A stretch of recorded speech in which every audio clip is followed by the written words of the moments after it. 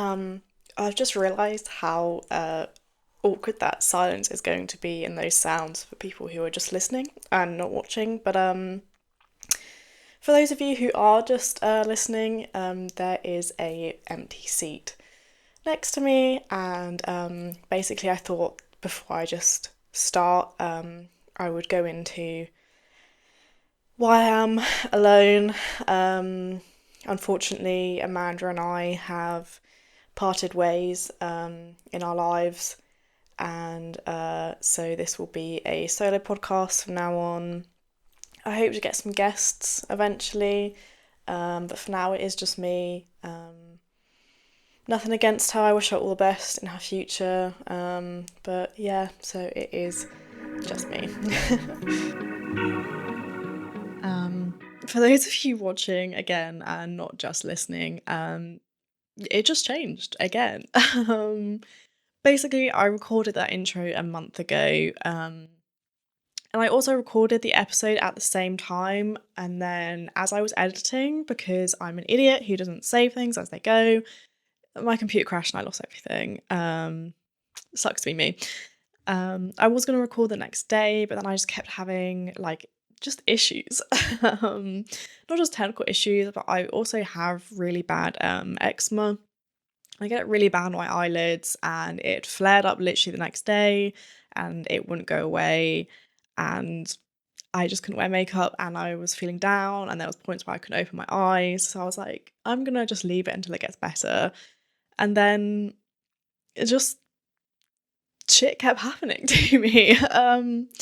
I had a weird Christmas. I didn't actually celebrate Christmas, but I did end up going and spending some time with my partner's family on Boxing Day. So I did do something this year. And then I had a really shit New Year's. I lost another friend. This one really hurt because it was someone who I viewed as generally one of my closest friends, if not my closest friend. But yeah, I had a really weird feeling about it. And it's something I've spoken before about on this podcast, but despite being a scientific person and mostly thinking rationally and logically, I am quite spiritual as well. And one of the things that I do at the start of the year and sometimes throughout the year is a tarot reading. And I just asked, I was like, what's in store for me this year? But then also having this bad feeling, I asked about this friendship as well. And the card that I pulled was the Ace of Swords. Um, Now, I'm not an expert in tarot, I don't claim to be. Um, but from what I could tell, so the Ace cards are about new beginnings, right? And the Ace of Swords is particularly one that is for a new beginning to happen, a painful end has to happen. And literally that same day, I got a text from this friend basically saying we can't be as close anymore, we can't really be friends, we're still gonna be in the same friendship group because I'm still dating in that friendship group, and we have mutual friends, but yeah, basically we just couldn't be friends anymore, and it sucked. It wasn't a great start to the year, I can't lie. Yeah, very, very heartbroken, and a lot of reflection going on as well. But shit happens, we move. It's his decision. I have to respect that. Yeah, but that one hurt. That one really hurt. But I did also pull a Nine of Cups card, which is about contentment and wish granting. So I'm hoping that this is the last of my shit this year already, and that I will generally have a good year and things that I've been working on will come to fruition. I'm very much trying to get back into uni and do my PhD. So I'm fingers crossed going to get that going this year. But yeah, not a great start to the year. But it means I am also very grateful, and this is what that card is about as well. It's about contentment, but remembering that it's not like you're comfortable at the moment, but it's not always going to be comfortable. So to be grateful for what you have, like, in the moment. And so, like, this stuff happening to me already this year, and we're like 9 days in. I am very grateful for the friends I do have, that still stick by me, and also the new friends I have made. Um, I appreciate them so much, and I love them very much. Um, but it hasn't been all doom and gloom. Um, it's kind of minor, but I got this really cool squishy, like, brain thing from my dad for Christmas. And it's like, it's so dumb and it feels disgusting. But this lives on my desk now. And also in bigger news, which is definitely more exciting and cool. But again, if you're watching, you can see behind me, because I'm not in the same setup. I have lost my podcast recording space because, as you can see behind me, there is another desk and another nerdy gaming setup, and also a lot more Star Wars Lego behind me, and all this stuff here is Magic the Gathering stuff. Yes, that is my partner's. He has moved in with me, so that's really exciting. Also, this little skull on the wall. This was the only place I allowed him to put it because I was like, this does not go with the decor in this house, but gotta let him have something, I guess. But yeah, so that's the exciting, happy thing that has happened to me at the start of this year. So yeah, not all bad, but that is the catch up with me. I am hoping to make this podcast a little more regular. I will try my very best. Yeah, no promises. I won't promise that I'll do it regularly. But I will promise that I will try. It depends really what happens again this year. I have my driving test at the end of this month. Fingers crossed I pass it. I hope I do. I think I'm a relatively good driver. Just don't ask, like, this one friend of mine who might have been praying for his life in the back of my car, but it was one time. It was fine. I really hope my driving instructor never listens to this. But yeah, so that is all my updates, I think. My drink of choice at the moment today is a little rosé. This is actually a very weird rosé.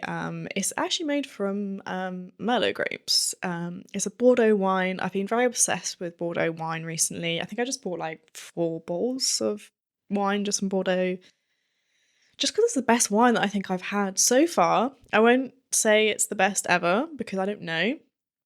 But yeah, I think ever since I went to Bordeaux last May for my birthday, and have been kind of obsessed with wine from there ever since. But it's very nice. It's weird because you expect it to kind of be a rosé, but it kind of tastes like a red. It's strange, but it's very good, and I would highly recommend it.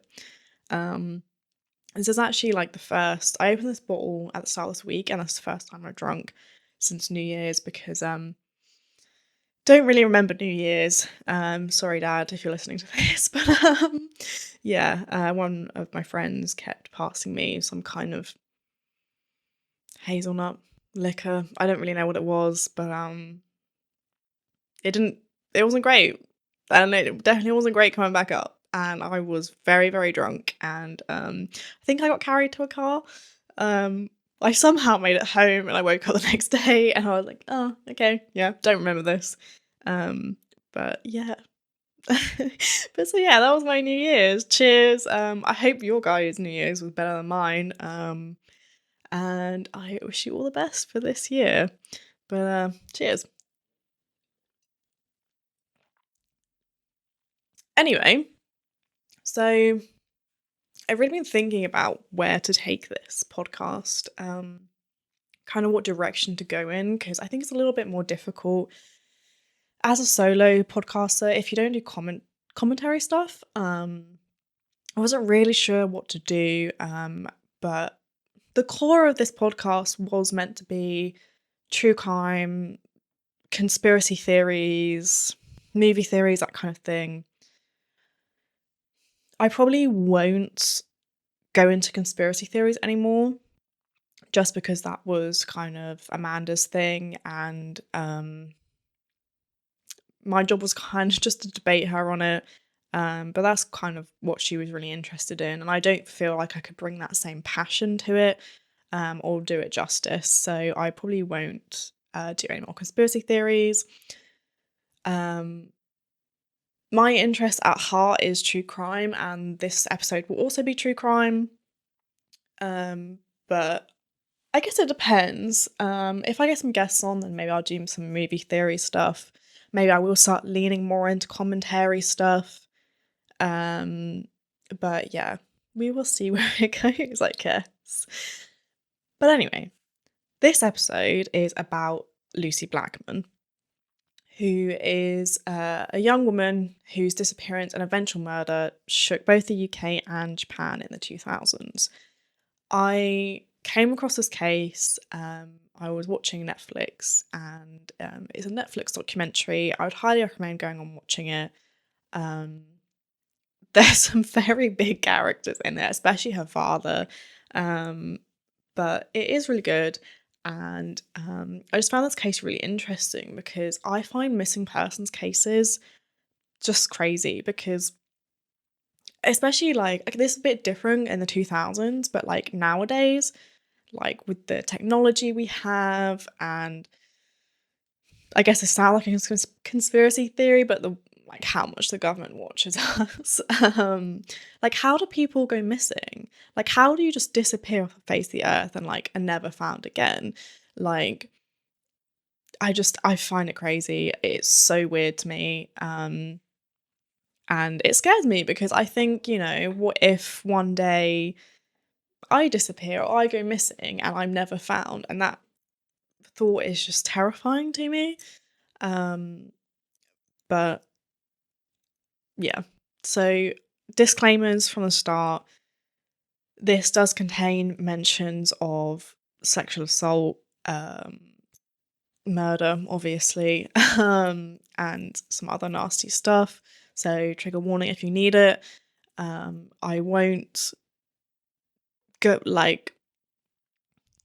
I won't go into too much detail, and I won't spend too much time on the bad details because I'm not a squeamish person, and I'm not like, I don't know whether I just become like desensitized to this because I consume a lot of true crime media, but this was bad. Like, some of the stuff that this guy did is truly disgusting, and this was tough for me to watch and to listen to and to research.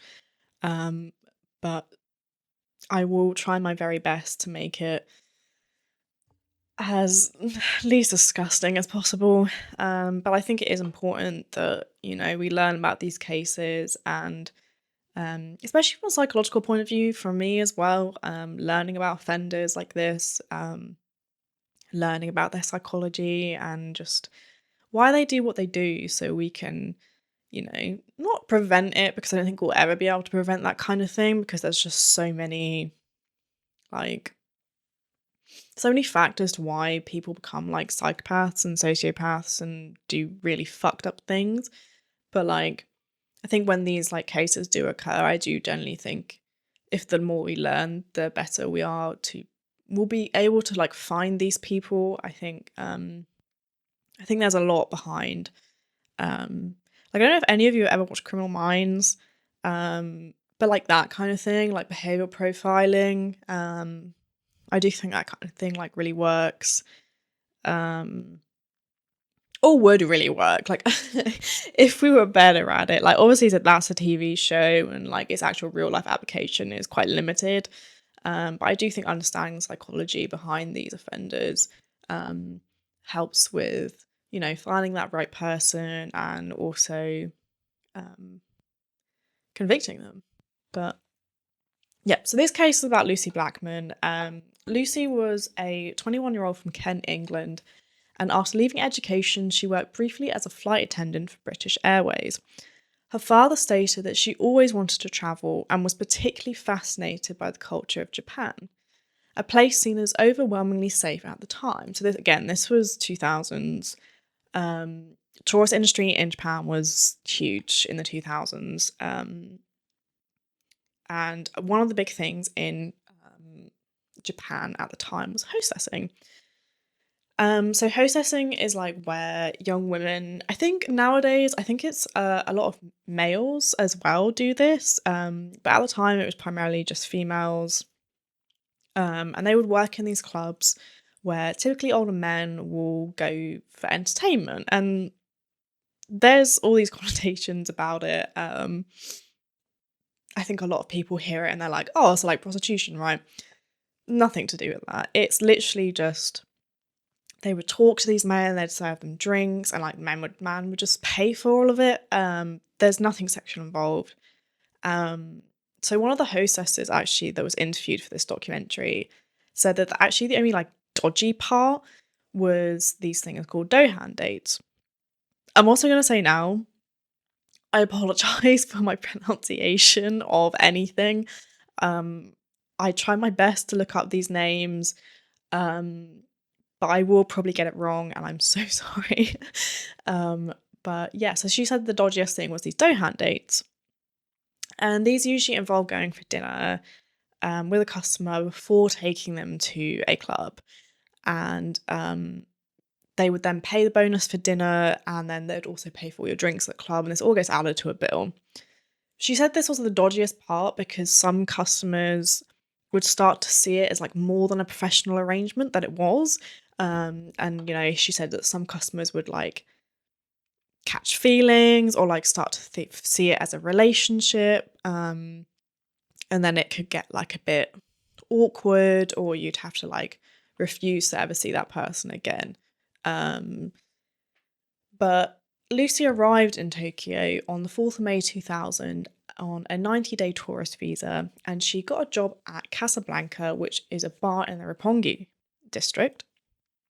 And then she actually disappeared on the 1st of July, so really not that much later. In her case, unfortunately, it took 8 years to get justice. But yeah, so Lucy disappeared on the 1st of July 2000, sorry. Her last known contact was with a friend who she called to say she was going out with a man, and she was never heard from again. At first, police weren't sure that a crime had been committed and had to rule out that Lucy had just run away. Commonly at the time, foreigners in Tokyo overstayed their visas, so would disappear to avoid being caught. After 12 days of no contact still, the police started to believe that a kidnapping had occurred. Lucy's father flew to Tokyo. Lucy's father is called Tim Blackman. I really liked him in this docu. Like he was no nonsense, and he was exactly like how if I ever disappeared, I would hope my dad would be like, or my family would be like, because he just like kept pushing, like he really kept pushing. And he was definitely the driving force, I think, behind this case going anywhere. But because of this, he clashed with the Japanese police frequently. I think a lot was that due to cultural differences. Like in the documentary, a superintendent from the Tokyo Metropolitan Police, Akira Mitsuzani, stated that he'd been quite surprised at some of the questions that Tim asked. Like Tim had asked, like, have you checked all the cameras in the area? But in Tokyo at the time, public cameras weren't like they were in the UK or America or anywhere like that. They didn't really use them because of privacy concerns. And he told this to Tim's father, and Tim's father was like, Lucy's father, Tim. And he was just like, what do you mean? What do you mean there's no cameras? So they definitely like, not that I don't think they liked each other, they just clashed a lot. Tim also said in this documentary, he said that an Englishman who was married to a Japanese woman had approached him and said, look, Lucy's not a Japanese national. You won't get a police investigation. And so Tim was like, right, okay. And then went straight to the media. He held a press conference, appealing for information about his daughter's whereabouts, and it just kicked off this massive media frenzy. Like, the UK news picked up so quickly, and then the Japanese news picked up, and it just went mental, basically. And again, I think that's why I would say that he was a big driving force. No, I don't think. I mean, I don't really know because I don't really know what it was like in the 2000s. I was born in 2000, so when she went missing, I was like 2 months old, a month old, something like that. But so I can't really say that I don't think they would have launched an investigation because she wasn't a Japanese national. Um, but her father was just crazy. And in a good way, like in a good way. Like he was like, absolutely not. I'm not gonna let them slack, basically. And I love that for him. And I love that for her as well, because again, this is what I'd want my dad to do. So dad, if you're listening and I go missing, straight to the media, okay? um Junichiro Kuku, a sergeant assigned to the case, and this was between days 19 to 52 missing, decided to essentially start from scratch to avoid chasing red herrings. Now, a lot of the police at the time were following every single lead to an absolute fault. And some of the police in the documentary had commented saying it kind of like led to a lot of red herrings, a lot of like bad leads, and it kind of like was stalling the investigation, like it wasn't really going anywhere. So this one sergeant said, just gonna start again, start from scratch, fresh perspective. So he sat down with every single report related to the case and went through them one by one, pulling out all the relevant information. And one report caught his eye. A foreigner working as a hostess had been asked by a male regular to go on a drive to the seaside. At some point, she had passed out and was unconscious for hours. Upon waking up, her head hurt and she believed she had been drugged. So why was this report not more important? Why had it not gone anywhere? Well, essentially, the local police had stated that the source, which was a club manager, was unreliable and had discredited the account immediately and chose not to investigate it further. However, this wasn't the only report of that kind that would arise in the end. Toki Mariyama, an assistant inspector, decided to talk to every single employee from the club, finding them avoidant and hesitant to talk at first. This was not surprising, as foreign hostesses were particularly vulnerable at the time. If they suffered, they couldn't really go to the police, as they were more likely to be arrested themselves for violating their visas. Mariyama took to stopping them on the street outside of their work, hoping that they would talk. Eventually, several women came forward, all with similar experiences of being drugged and possibly raped by a Japanese man. Police started to notice patterns in the accounts. This man preferred fancier cars, always invited victims to the sea before dinner, and used drugs. Victims reported waking up with discomfort all over their body. Some would vomit, and many would indicate a burning sensation. I'm not going to say where they felt it, but you can take a guess. It was becoming clearer and clearer that there was a sexual predator that had been active for years and had never been caught. Between days 52 and 62, Tim Blackman continued to clash with the police, who refused to give him updates about the case. Police were afraid that Tim would disclose information to the media in which he was actively involved, which would hurt their investigation. Tim offered a reward of 1.5 million yen, which is around £8,700 in today's money, for any information that would lead to Lucy being found. Between days 62 and 103, police now had multiple reports of a man taking women out for drives and drugging them. One woman called Jessie had written down the man's name and number in a notebook, and this was given to the police. At this point, the police knew that the man was using multiple aliases and numbers to avoid detection, But on a hunch, one of the investigators decided to check all the calls from this particular number that Jesse had written down. The number listed had made phone calls to 10 different numbers, and these were cross-checked with the case files for any matches. There was one match: Lucie's number. Using cell towers, they were able to track down the call origin to a general district of Akasaka, narrowing it down to a residential building. The manager of the building said there was a strange man who he rented to, who would never say hello and always kept his head down, but had a lot of fancy cars. His name was listed as P. Orihara. However, the police didn't have enough for a warrant, and thus the investigation in the area ended there. A witness by the name of Monica came forward shortly after and quickly became key to the investigation. She stated that she had met up with a customer called Koji, who had driven her to a resort building with a view of the ocean, and all she could remember was that there was palm trees. The only area that had palm trees was Zushi Marina, which was an expensive area frequented by the wealthy. Investigators took Monica to the area, where she recognised the resort she was taken to, but couldn't remember what building exactly it was.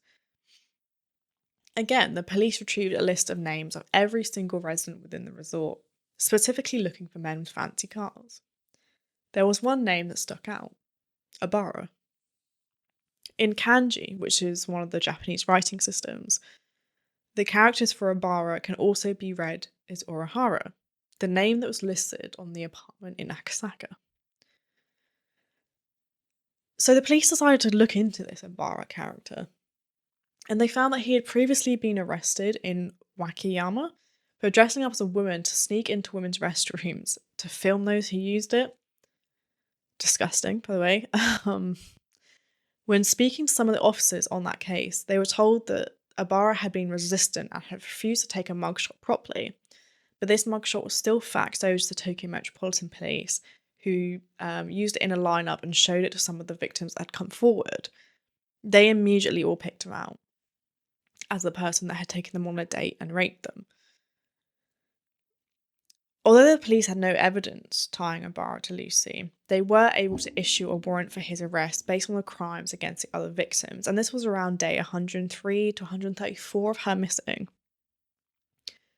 They raided a lot of his properties, and they found a lot of drug-related items and alcohol, and also this weird metal fitting in the ceiling that they couldn't figure out what was for. But one of the things they found was his notebook, and in this notebook was like so many like entries, like obsessive entries, mostly saying horrible things, but one of them particularly said that he was going to become evil and devote himself to evil. They also confiscated a lot of videotapes that were labelled with names, and they were recordings of what he had done to his victims. There were over 400 VHS tapes. 400. Like, how long had this guy been just preying on women in this district or other districts in Japan? But these women in these videos were basically comatose, lying on beds, and he was just assaulting them in various ways. And that's when they discovered the purpose of this metal fitting, and that was to use to lift the victim's legs off the ground. They went through every single tape and did not find one of Lucie. Abara is presented with this evidence, but he just stuck to his story that, this was all consensual, the women were paid for their services, and he didn't know Lucie, he'd never met Lucie, never had any contact with her. And then this video analysis unit was set up to try and identify the victims, because the police were like, okay, we've got nothing tying him to Lucie, he's denying it, we have no evidence that he knows her otherwise, other than like that one phone call, but it's not really enough. So they were like, if we can identify some of the victims on these tapes, get them to come forward, get them to testify, we can get him for something. This unit had such a high staff turnover, it was ridiculous. So many of the officers like the police in that were being interviewed in this documentary said that they had so many of the officers had to leave this unit because they were actually having mental breakdowns from the videos that they were watching. And that, I can't imagine what was on there. I'm so glad that that information is not open to the public. Like, you can't find that information. But they found some of the victims and they interviewed them, and they basically showed them this tapes, and they were saying that for a lot of these victims, this was the first time they were like seeing it. This was how they were discovering that this horrible thing had happened to them. Like, a lot of them weren't aware what had happened to them because all they remember was going, and then they remember waking up and like feeling weird and like just in pain or uncomfortable, but they had no memory of what happened to them. And a big part of this was because police were convinced that he was basically using chloroform on his victims and just like getting them to pass out and then assaulting them basically. So they brought in this forensic investigator to watch these tapes. Because in the videos, Ibarra could be seen like picking up a towel, picking up a brown bottle, and then like pouring whatever was in this bowl onto a towel and then just holding it to the victims' faces. And this was seen in so many of the videos, particularly because Seisma's apartment was ether, chloroform, and a large number of illegal drugs that all have sleep-inducing effects. So the forensic investigator, he picked out one woman in particular whose hands had started like shaking in small movements even though she was unconscious. And he had said that chloroform toxicity can lead to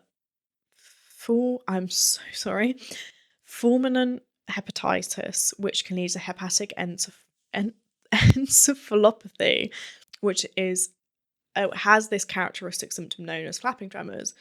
And the investigator looked into this woman because he believed this was what had happened to her and found that she had unfortunately passed away.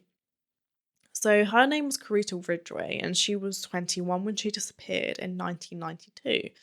She had worked temporarily as a hostess and had been dropped off at a hospital by a man who basically said she had food poisoning. I don't know what's wrong with her. But doctors couldn't figure out like what was wrong with her because she just started going into organ failure. And then a week after, they had to turn off her life support machine, and unfortunately she passed away. The police didn't investigate. Just stated that she died of food poisoning, and there wasn't even an autopsy done. They just believed it. And this man just got away. That man was Ibarra. That was 8 years before Lucie disappeared. That was 1992. They did, however, they kept a small sample of her liver, and this was taken and examined, and they did find chloroform. Between days 134 and 223 of Lucie being missing, Ibarra finally admits that he had met Lucie, and he had met her in a club. So they had this to go on now. They were like, okay, he knew her, he met her. How do we now prove that he killed her? Now, Ibarra was obsessive with collecting things, and he had so many receipts in one of his apartments. And so the investigators, they took these receipts and they started to create a timeline of where he was on the day that she disappeared. So about 3 p.m, Ibarra had met Lucie and headed to Zushi.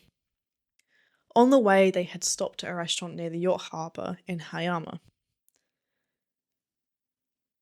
This was confirmed by so they went to, because they had a receipt from this restaurant, and they went to this restaurant and they showed a picture of Lucie and they were like, do you recognise this woman?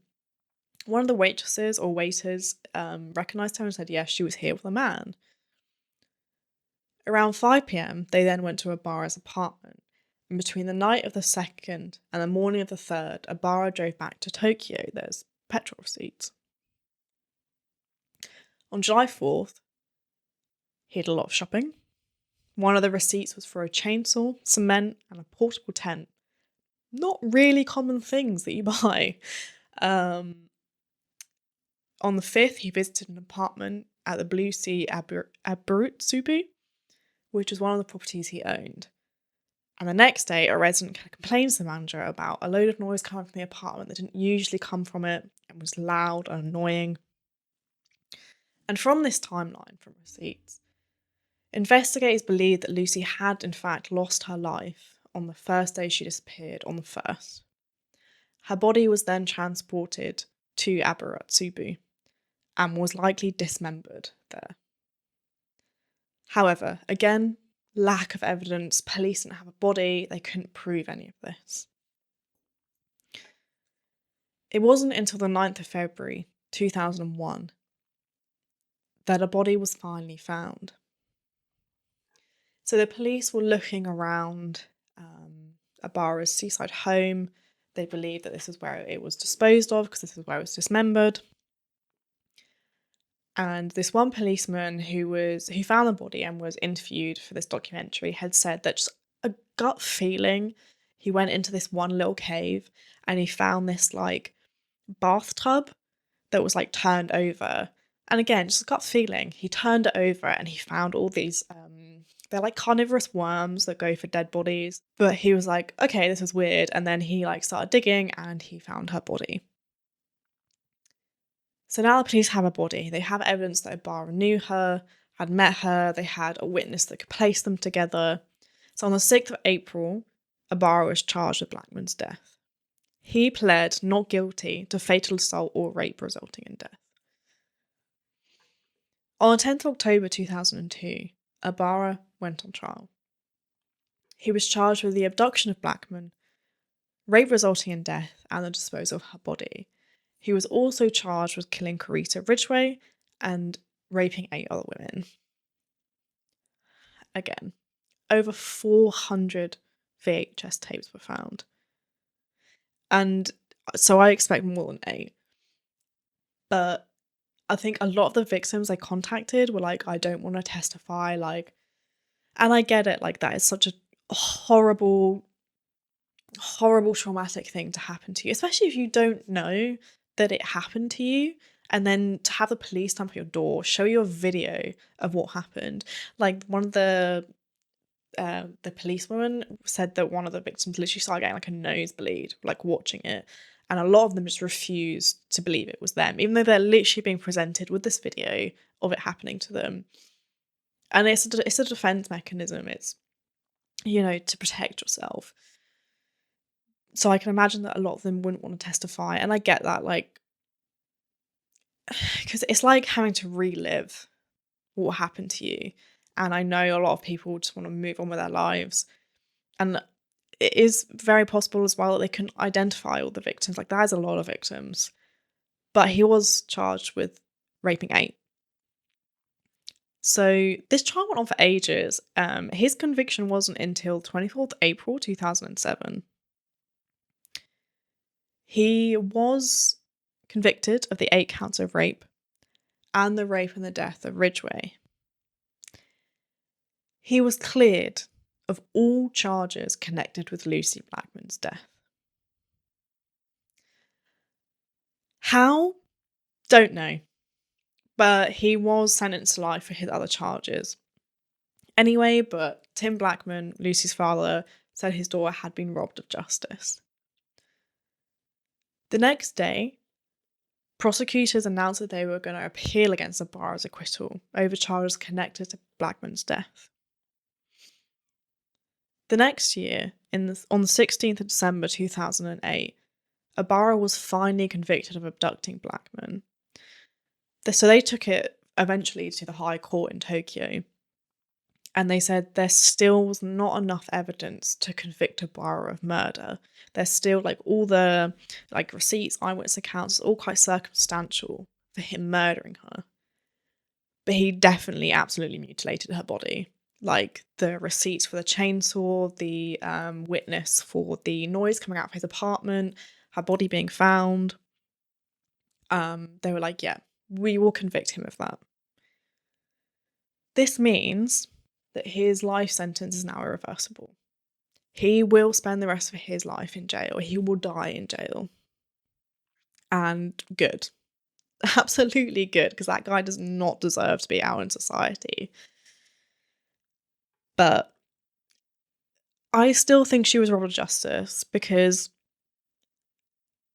of who he was, what he was doing, and being convicted of mutilating her body, getting rid of it, just because there was no video evidence like there was with the other victims.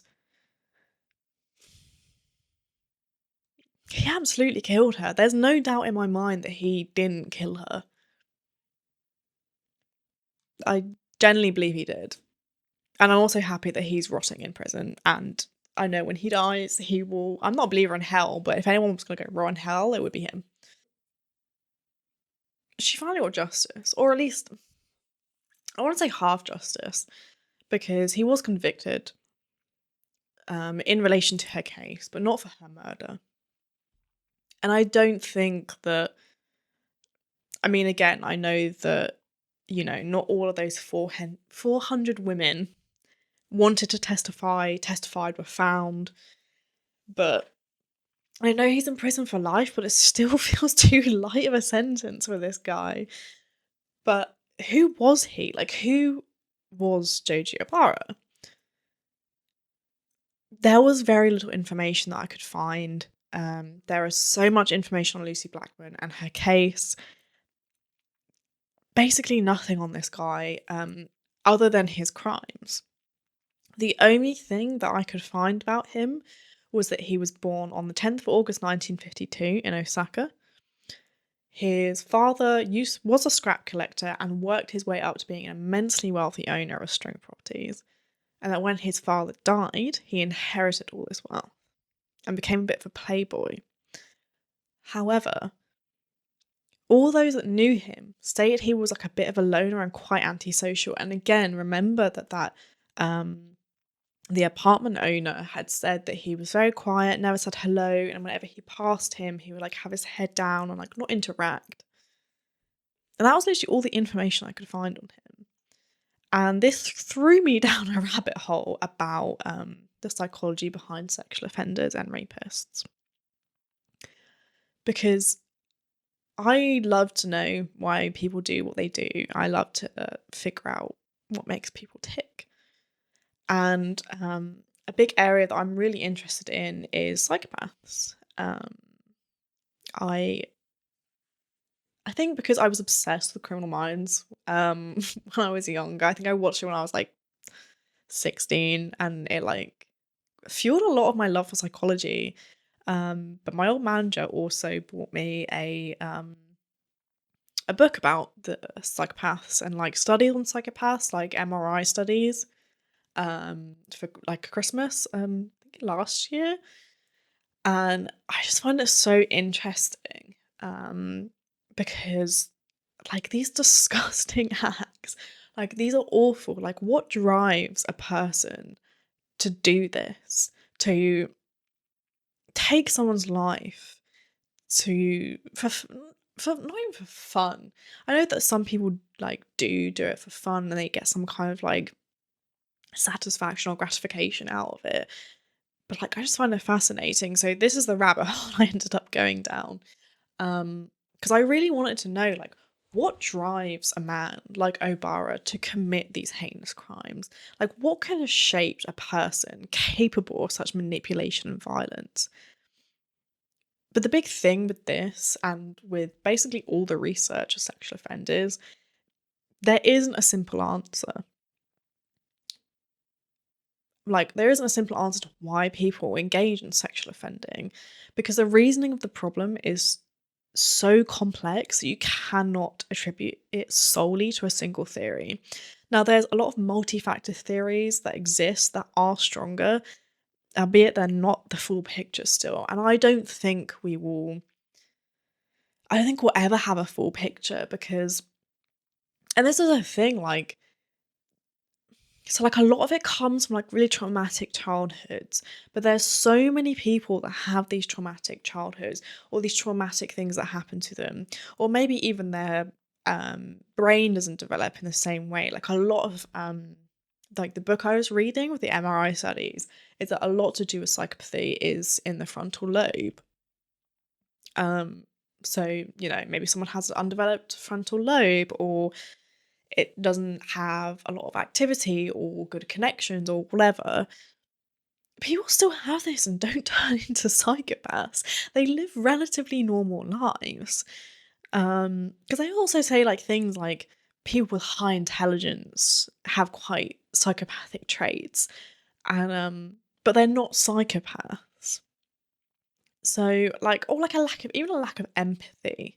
But people have these attributes. They have these personality things, or these physical things, or these mental things, and they still don't turn into psychopaths. So that's why I find it so interesting, and why I don't think we will ever truly be able to predict, like, yes, this person is going to turn into a psychopath, because we just don't know. We won't ever know, because there is just too many factors. There are a few factors that we do know contribute to sexual offending in particular, and these are sexual abuse as a learned behaviour. And this comes back to this like cycle. You hear people saying like, oh, you need to break the cycle, and a lot to do with like generational trauma. But it is a big thing. A lot of people that were sexually abused, especially as a child, will become sexual abusers, especially if it's from a really young age. Like, we learn so much from our parents. How they are together is a big impact on our future relationships and friendships and how we interact with people. But sexual abuse, especially at a young age, like learning that's like a normal thing. Obviously, it's not normal.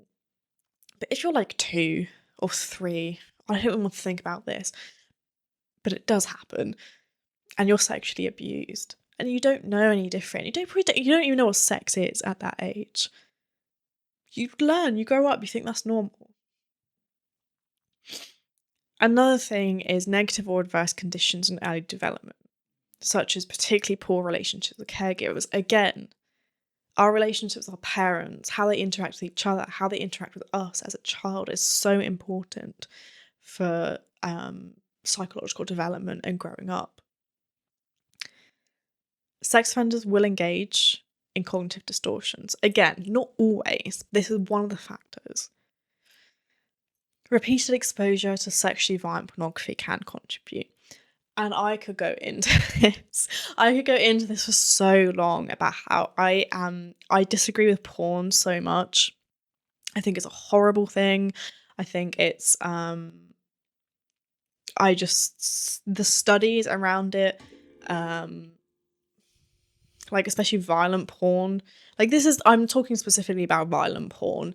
Because a lot of it is so misogynistic. Exposure to it is so easy, especially when you're like so young. Because there's no restrictions on it. Like, all you have to do is like say, like, there's no like, oh, you have to prove that you're old enough. It's literally just like, are you 18? Yes or no? And then you can lie, you can click yes. And like, just there's so many studies between like misogyny and violence against women related to this sexually violent pornography, and I could go on for hours about this, and I won't, because we will be here for hours.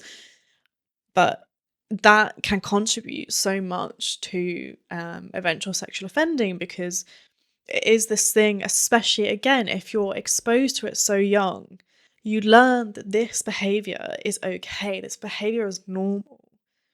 And it ties in with the last one on this, but like a hatred towards, not always even a hatred, sometimes hatred towards women, but also just viewing them as objects, not real people.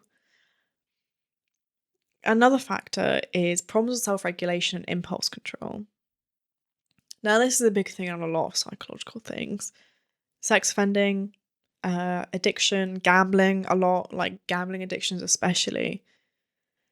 And the last factor is short-term relationships and negative attitudes towards women. And again, I'm going to bring this back to the pornography one. Learn behaviours from a young age. Why? Women are people. Women are people too. I'm so scared to have my own children, because especially like if I have a little girl, I'm so scared of putting her out in the current world, especially with all the ongoing politics at the moment, especially with Musk and God, I can get into this so much. And my partner's so like fed up of me ranting about it at the moment because it's all over the news. But just the attitudes towards women, the politicians using women's issues at the moment for political gain. They don't actually care about these issues. They don't, it's a political game. It's not they don't actually want to make anything better.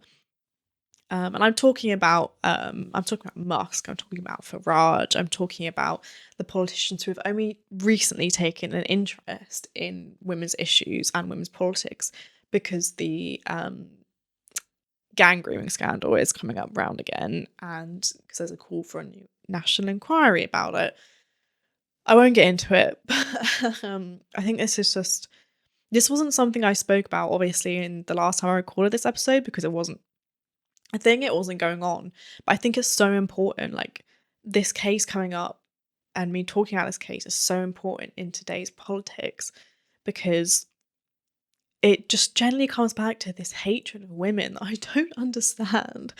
Like, hate people equally, bro. Like, there's so many people I dislike, men, women, animals. There's a cat out there that hates me and I hate her. It's mutual.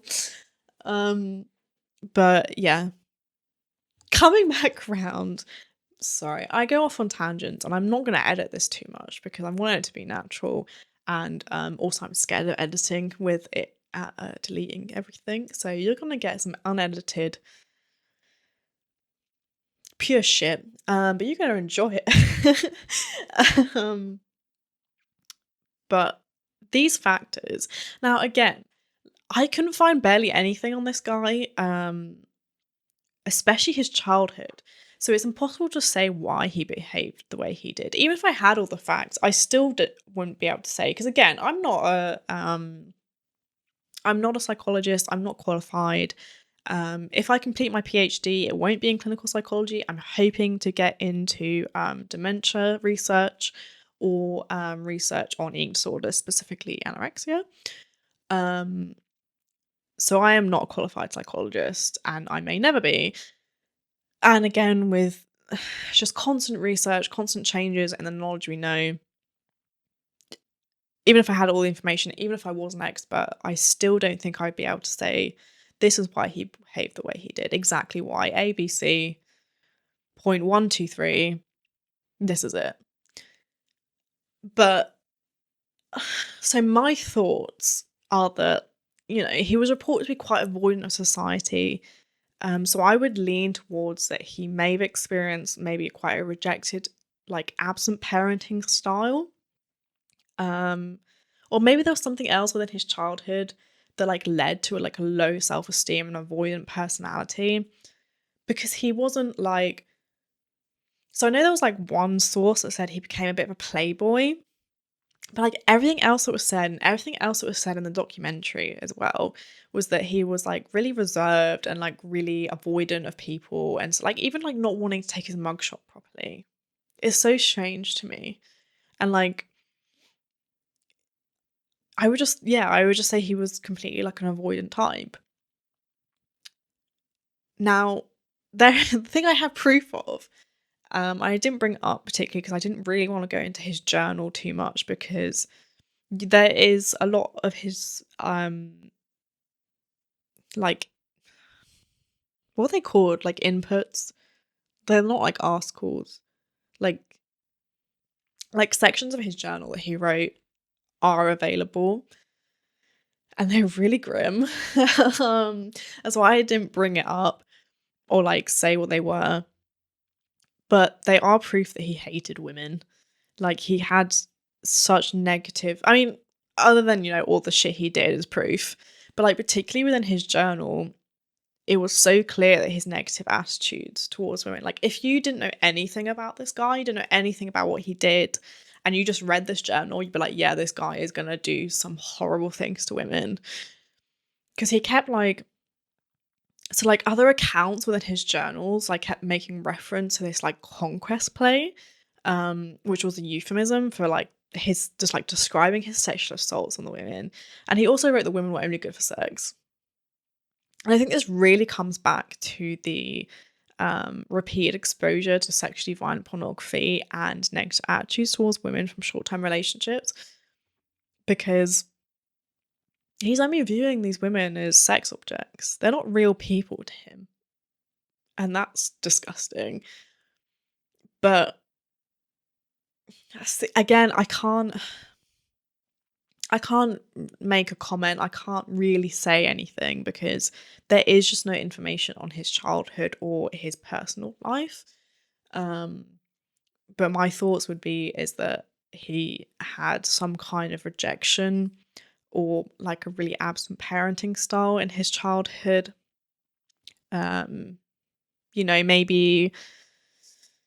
Maybe his father was abusive towards his mother. That's another like learned thing. But yeah, without knowing his childhood, it's impossible to say. But the thing I have more thoughts on is his psychology as like specifically a rapist. Because remember that like sexual offending isn't always to do with rape. You've got like that's something again that's bigger than me at the moment is like just sexual harassment, like taking non-consensual photos, videos. A big thing at the moment is deep fake pornography, like things like that. But so specifically like talking about rape and the psychology of rapists was where I have more thoughts about him. But again, I went down a bit of a rabbit hole about the psychology behind rapists. And this was hard for me. I won't lie. Like, again, I'm not a squeamish person. I do consume a lot of content like this. And I like to think that I'm quite like good at detaching, but this was very hard to research for me.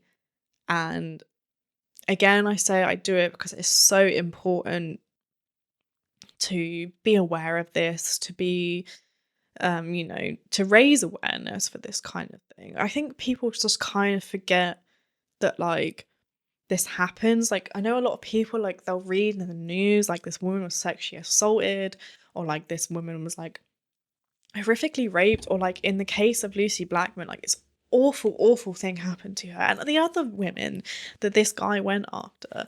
I think people just kind of read that and they're like, oh, that's crazy, but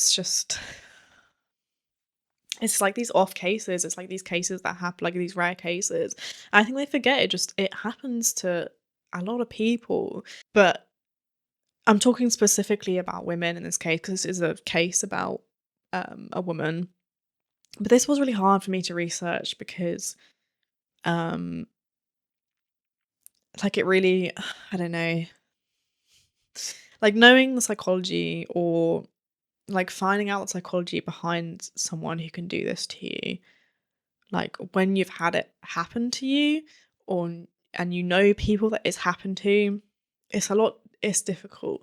But I think it is so important to raise awareness on this, and it's why I'm going to talk about it. Not just because again I'm really interested in why people do what they do, but whether one way or another I will believe that it's just like something physical. That person is sick. Like it's not like it is not you. You shouldn't blame yourself because it's that classic rhetoric of like, oh, I was sexually assaulted. Oh, what were you wearing? Have you never seen that like one exhibition where it's like clothing and it's like the clothing of like whatever the person was wearing when they were sexually assaulted? And like some of them are like kids' clothes because they were assaulted as a child. It's got nothing to do with what you're wearing. And that's what that exhibition solidifies, is that it is not your fault. It doesn't matter what you're wearing. It is purely on this person who has done this horrible thing to you. And that's on them. Like, they are sick. But the psychology behind that is what interests me. And I'm sorry that this is a really round. I had to just like I rant a lot about things, and once I get going on something, I will go. But especially this topic, especially women's issues, but especially sexual assault, violence against women and girls, I can go on and on and on about. But this is my roundabout way of introducing into psychology of rapists, just because I think it's important to remind people that it's not your fault, basically. But I really, really like this case, especially got me down into this rabbit hole because I was only going to research, like, oh, why do people sexually offend? And then I went into a rabbit hole of like rapist types. Um, but these, again, I'm not a qualified psychologist, but these are my thoughts. I think, again, because of Ibarra's avoidant behavior, he most closely fits with a power reassurance typology. Now, this typology of rapists are characterized by feelings of inadequacy and poor social skills, but they only use violence sufficient enough to achieve the compliance of a victim or to complete a sexual act. Now, I'm not saying that Ibarra wasn't violent, and again, I'm extremely thankful that the full details of his VHS tapes are not available to the public, because if officers were actually having to leave, like his like that video analysis unit, because they were having breakdowns, I can't imagine what was on those tapes. Other than he was a fucking sick individual. But base level, he used drugs to subdue his victims. He used chloroform. He didn't use physical violence. As far as I could tell, there's no accounts of him using physical violence. And it seems to me that the chains and restraints were used only purely for a sexual act, rather than for torture or another sadistic way, which fits under another typology. Now, power reassurance typologies. These offenders are also known to sometimes start out as peeping toms, and I want you to remember that Ibarra was originally arrested for trying to film women in public restrooms. First of all, again, gross. But again, peeping Tom. This is how he started. This is the first thing he was arrested for. And that's how they got his mugshot. But typically, again, with these offenders, they attempt to get the victim to participate in the assault to fuel some kind of fantasy that the assault is a legitimate relationship, that they know this person, they're in a relationship with this person, it's their partner, whatever. And this goes back to the Dohan dates that I spoke about right at the beginning. And that woman said that sometimes clients started to feel like it was a real relationship, took out the professional service arrangement that it was. I think that fits into it because his MO was that he would take these women for a drive, a seaside dinner, it's something you go and do with your partner. And I think again that kind of fits into wanting to believe that it's some kind of legitimate relationship. But then he kept his victims unconscious the whole time. Although I do half think that, it's because this was obviously non-consensual, they probably would have been fighting back if he hadn't. And I'm saying probably because, again, fight or flight or freeze response, you don't know how people will react. And a lot of victims will freeze. So that's why I think he knocked them unconscious. Because if they fought back, that breaks that fantasy of a legitimate relationship. Because you're in a legitimate relationship, if your partner's fighting back against you, you're doing something wrong, buddy. Like, that's not okay. But then again, yeah, because he took them out for dinner first. It could be seen as romantic. He also filmed everything, which I think is so he could revisit the assault. And I think maybe to convince himself that they were consensual, which again fits into this.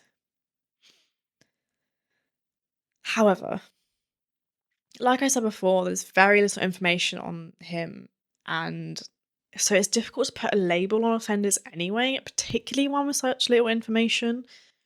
And I'd like to reiterate, I'm not a qualified psychologist, so this should all be taken at face value. Shouldn't be taken at face value, sorry. Um, but I do find his behavior so interesting because, like, ultimately we just don't know why people behave the way they do, or why Ibarra did what he did. He's never said anything, or at least there's no information about what he said, why he did this. Um, but the case of Lucie Blackman is a painful reminder of how the pursuit of justice can often be long, difficult, and full of obstacles. But at the end of the day, I do believe Ibarra is inherently evil, and I'm glad he is locked up for life. And I hope that this is at least the bare minimum of justice for his victims, all fucking 400 women, and Lucie. Even though he was never convicted of her murder, and I fully believe he murdered her, some justice. Some justice. And his sentence can't be overturned, and that gives me some comfort in that this guy will die in prison. But horrible, horrible person. But that is all from me, and I'm sorry for ranting so much and getting going. I do get going sometimes. But I do want this podcast to start feeling more natural, less edited, more just kind of like a conversation. But yeah, that is all from me. Thank you for listening. And if there is anything that you guys want me to cover or have an idea about, please do get in touch. My Instagram is still the same. I'm what's going on Instagram. And yeah, as always, stay curious, stay cautious, and stay spooky. Until next time, this is Maddie, signing off.